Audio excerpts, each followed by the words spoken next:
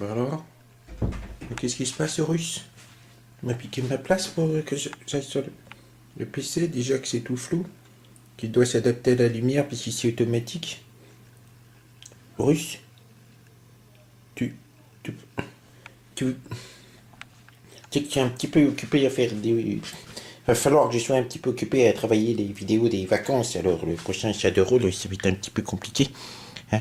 Tu le sais, ça, qu'il va y avoir des difficultés, alors j'avais pensé plutôt que faire un chat de rôle sur un jeu de rôle.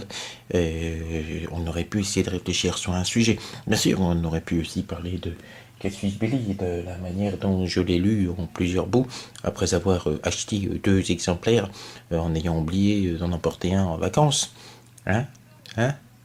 On pourrait, oui. Mais je préférais qu'on parle d'un sujet aussi, parce que c'est chat de rôle, qui est pas de problème, c'est sur la solitude du maître de jeu. Voilà, et oui, la solitude, il peut aller se faire papaouter le maître de jeu. Voilà. Comment, puisque tu as pris ma place et que j'allais essayer de réfléchir là-dessus, qu'est-ce que tu penses de la solitude du maître de jeu? Il doit quand même travailler ses scénarios en avance, les lire quand il a le temps de les lire, bosser la psychologie de ses PNJ, essayer de prévoir des portes et des sorties, des improvisations, éventuellement travailler des bandes sonores, s'inspirer de séries télévision, de romans et tout ça, sans essayer de trop faire ressortir les sources de son inspiration, qui doit ensuite supporter les vannes et les blagues de ses joueurs, qui sont à même de pouvoir déconcentrer tout le monde, voire même de le faire rire, ou de l'énerver si c'est du genre petit mesquin, c'est mon scénario, gna gna gna, bande de chiens, vous avez rien respecté, ce qui arrive, hein. Parce que le type qui a bossé 4-5 heures pour faire son scénario, quand le scénario est pourri, au bout de 5 minutes de jeu, que les joueurs sont retrouvés, qu'ils ont parlé du dernier jeu de la console, du dernier film, et puis qu'ils ont spoilé la fin d'une série, genre la dernière saison de Dexter, bah tu sais, il y a un personnage qui... Enfin bon, je vais pas spoiler ceux qui n'ont pas vu la dernière saison de Dexter. Donc, qu'est-ce que tu penses de la solitude humaine de jeu? Comment peut-il se rapprocher de ses joueurs? Est-ce qu'il doit trouver quelqu'un d'autre pour être maître de jeu tu, et puis lui être joueur à sa place? Ça pourrait peut-être le détendre un petit. Tu voudrais être maître de jeu, Russe? Hein? Non? Ou alors un rêve de dragon. Ok. Et c'est toi les dragons. Ok. Est-ce que j'aurais le droit de jouer en rêvant? Un petit. Oui, je pourrais. Tu me lèches le doigt si j'ai le droit de jouer en rêvant. Vas-y. Oui? Non, tu m'échouilles? Non, ah non, parce que si je peux pas jouer en rêvant, hein, peut-être dragon, ici, ça vaut pas le coup ton jeu là. Bon, tu jouerais quoi? Si tu m'aides pas, hein. Tu m'aides pas, tu sais. Ça va vraiment être sous un jour la solitude du maître de jeu, cette reprise de la rentrée. Un cochon. C'est dur d'être maître de jeu, c'est dur.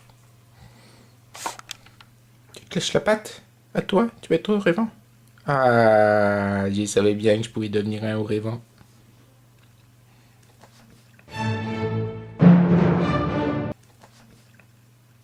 Boris, j'ai aussi un conseil à te demander.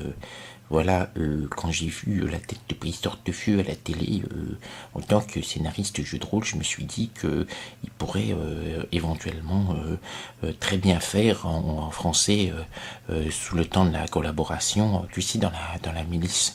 Non pas que je prête à Bristor de Feu, comment dire, des opinions politiques qui soient celles d'un collabo, qui auraient pu être celles d'un collabo lors de la collaboration, mais je trouve que enfin, si je dois en tant que maître de jeu être aussi responsable de faire du casting, je pense que c'est un casting qui n'est pas si mauvais. Qu'est-ce que tu en penses, Russe? Est-ce que tu laisses le doigt si c'est mon casting? Tu mords?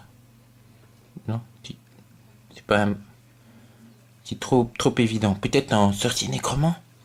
J'avais pensé aussi à ça, un sorcier nécromant. Ah, sorcier nécromant, oui, je vais dire.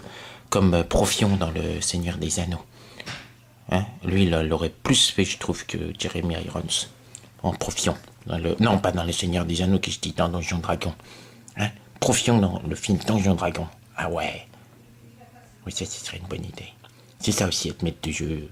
la solitude, d'imaginer la tête des PNJ que les joueurs imagineront pas forcément facilement. C'est pour ça que prendre des personnages connus et leur attribuer un rôle si sympa. Ah oui, oui, c'est sympa. Oh, profions d'un Donjon et Dragon. Ouais.